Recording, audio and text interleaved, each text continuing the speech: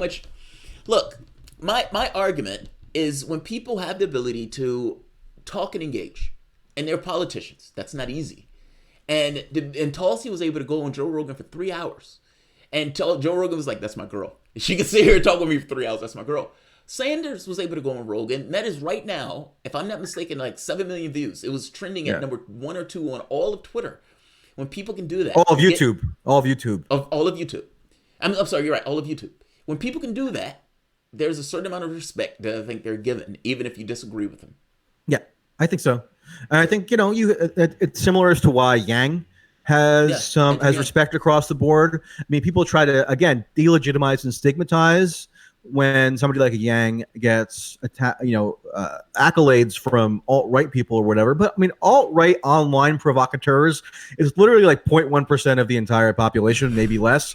So if people who are conservatives say, "Hey, I kind of like this guy Yang, he seems to have some interesting ideas," I don't know why there's now this sudden push to make that seem evil or something. In fact, if anything, it should be a positive, because it means that you can talk to people outside your narrow partisan, frame of reference. That's right.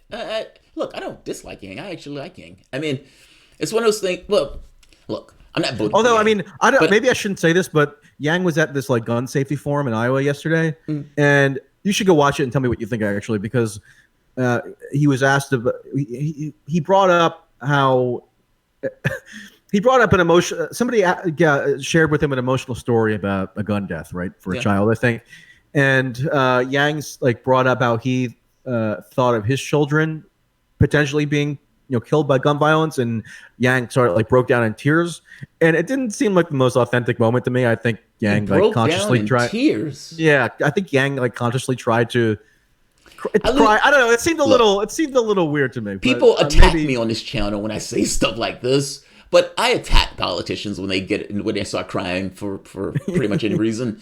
It's like when you're in a public light, you are required to have a certain degree of strength about yourself, which means that, crying, no, there's no crying in baseball. And I thought that way. I was saying, who was it? It was one of the representatives, Talab. I actually like Talab. But she starts crying about something that she was saying. I was like, why the hell are you crying? Why the hell are you crying? And somebody was like, how dare you, man? How dare you? If that woman wants to cry, she could cry. I was like, look, if that woman wants to cry at home, she can cry at home. She's a political leader. She's in front of the audience. Her job is to be strong, not to cry. Now, if Yang is telling you're crying because of, look, there are also. Hey, if it's a genuine cry, and if you're really that emotionally moved by the situation, I could see how it might resonate. But when it's a fake cry or potentially fake cry, that's when you get into trouble. Like there was a famous or infamous moment in the 2008 primary cycle where Obama had won the Iowa caucus and shocked the world or whatever, because it was the first time that a black person had won a contest of that magnitude. Forced himself to cry. No, that Hillary Clinton cried afterwards.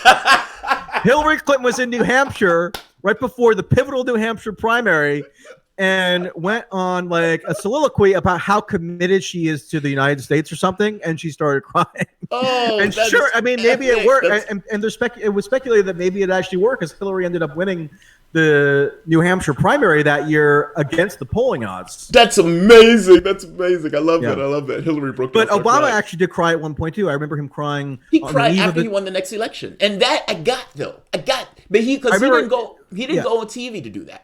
Obama cried at a rally. He cried at a rally just before the 2012 election. I remember after that election. And look, I don't begrudge him for this. And the reason I say that, all of the pressure that's in, everybody's saying all these bad things about you, your wife. They're like, you're in a campaign where you could lose that campaign. And as the first African American president, I tell you the thing that you don't want to happen. You don't want to lose that next race. Like, you don't want it to be like a dud. It's almost like you're trying to instantiate your history to some degree, that you were able to win and succeed. He won that race, and I remember he was with a bunch of his supporters, and he broke down crying. And this wasn't a bullshit cry. This was Obama crying like, oh fuck, I won that race. Like, oh my God, they're after me. Like, it was a touching moment. I was like, fair enough. I'm a hard ass on this stuff, and I was like,